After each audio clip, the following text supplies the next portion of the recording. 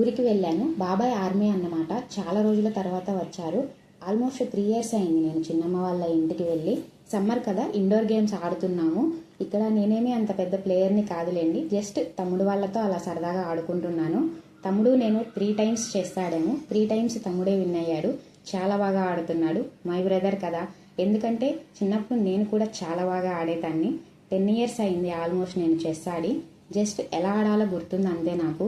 అంతే కదండి, ఏ పనైనా సరే అప్పుడప్పుడైనా ప్రాక్టీస్ చేయకపోతే మర్చిపోతాం.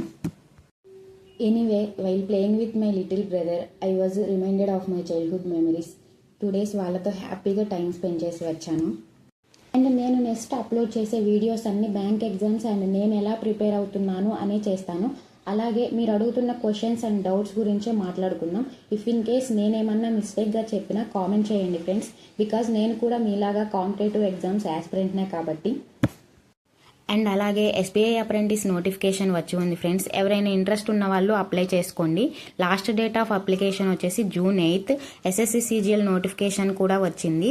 ఇది లాస్ట్ డేట్ ఆఫ్ అప్లికేషన్ వచ్చేసి 22 June.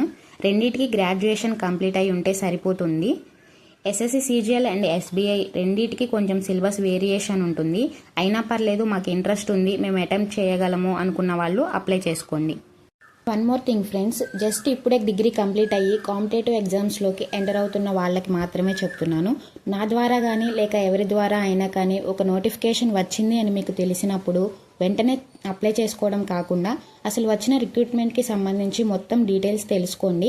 వచ్చిన నోటిఫికేషన్ చదివితే సరిపోతుంది. అందులో అన్ని డీటెయిల్స్ ఉంటాయి.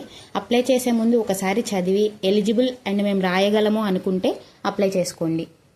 మరి బాయ్ ఫ్రెండ్స్, మీరైతే సబ్స్క్రైబ్ చేసుకొని ఫాలో అయిపోండి.